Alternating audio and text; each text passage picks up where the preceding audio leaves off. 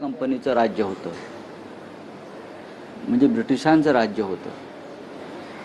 तेव्हाही महात्मा गांधींनी आणि त्यांच्या सहकाऱ्यांनी आंदोलनासाठी उपोषणाचा आणि सत्याग्रहाचा मार्ग स्वीकारला होता आणि 21 दिवस उपोषण करून शेवटी ब्रिटिश सरकारला चर्चेसाठी समोर आणलं होतं.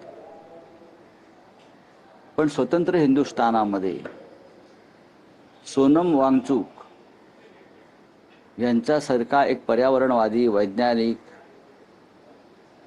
एक सामाजिक कार्यकर्ता जेव्हा लाखो विद्यार्थ्यांच्या भविष्यासाठी उपोषण करतो,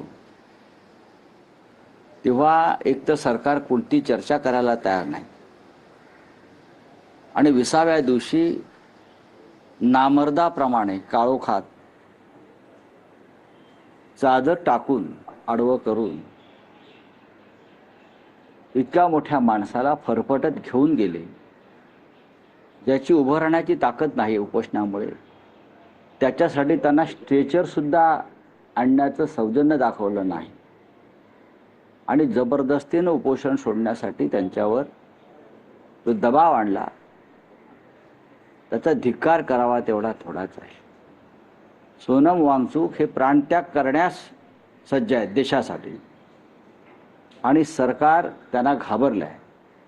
जर सरकार घाबरलं असेल तर सरकारने ज्या मागण्या आहेत तरुणांच्या त्याच्यावर चर्चा करायला पाहिजे. मी आधी सांगितलं, हे धर्मेंद्र प्रधान आहेत, हे काय फार महान शिक्षणतज्ञ किंवा फार महान नेते, महात्मा धर्मात्मा नाही आहेत. ते एक मंत्री आहेत आणि त्यांच्याकडून चुका झालेल्या आहेत आणि लाखो विद्यार्थी त्याच्यामुळे उद्ध्वस्त झाले. 20 विद्यार्थ्यांनी आत्महत्या केली. अशा वेळेला सरकारची जबाबदारी आहे. पण सरकार पोलीस बळाचा वापर करून वांगचुक यांना अटक करते आणि त्यानंतर दुसरे जे तरुण कार्यकर्ते आहेत अभिजित दिपके, त्यांच्यावरती लाठी हल्ला करून त्यांना जखमी करते आणि भाजपच्या कार्यकर्त्यांना त्यांच्यावरती शाई फेकण्यासाठी प्रवृत्त करत आहे. हा देश हुकुमशाहीकडे झुकला असं म्हणतात, वळला नाही. या देशामध्ये हुकुमशाही सुरू झालेली आहे एवढंच मी सांगेन. पण उद्या पार्लमेंट सुरू होत आहे आणि पार्लमेंटमध्ये हा विषय येईल. उद्या एक दिल्लीमध्ये मोर्चा आहे, आंदोलन आहे, त्याच्यामध्ये आम्ही सगळे सहभागी आहोत. सहभागी आहेत, सगळे संघटना पाठिंबा दिल्यात. मात्र विरोधक जे सत्तेत आहेत ते म्हणतात की राजकीय वळण. हो, राजकीय वळण आहे म्हणा, राजकीय वळण आहे. तुम्हाला राजकीय दृष्ट्या भीती वाटली म्हणून तुम्ही सोनम वांगचुक यांना जबरदस्तीनं घेऊन गेलात ना. ही तुमची राजकीय भीतीच आहे ना. तुम्हाला भीती वाटते, तुम्ही डरपोक लोक आहात. तुम्हाला स्वातंत्र्य आंदोलनाची भीती वाटली, पण तुम्हाला ब्रिटिशांची भीती वाटली नाही, कारण तुम्ही ब्रिटिशांचे खबरे होता.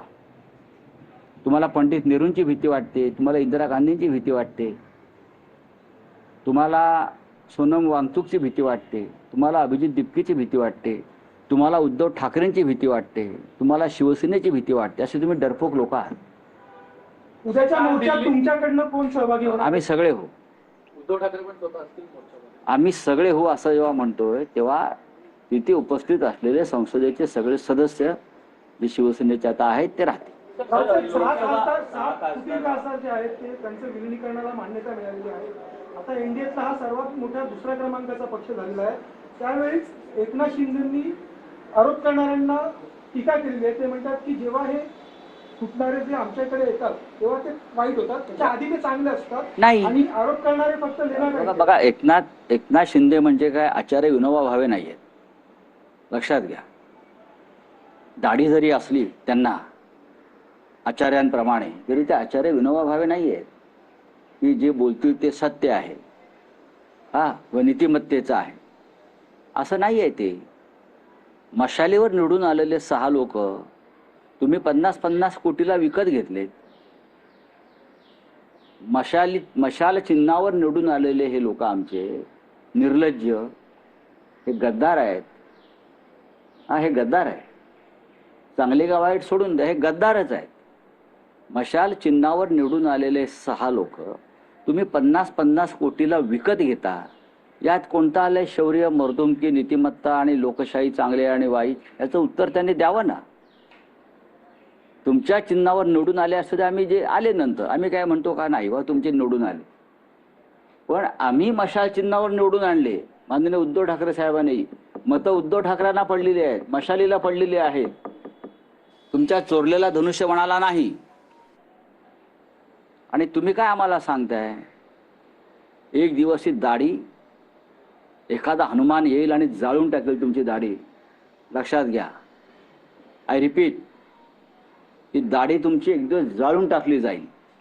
दाढीवर ते हात फिरवून तुम्ही आम्हाला नीतिमत्ता शिकवू नका. तुमची जी काय आहे ती अमित शहाच्या पायाशी गहाण पडलेली आहे.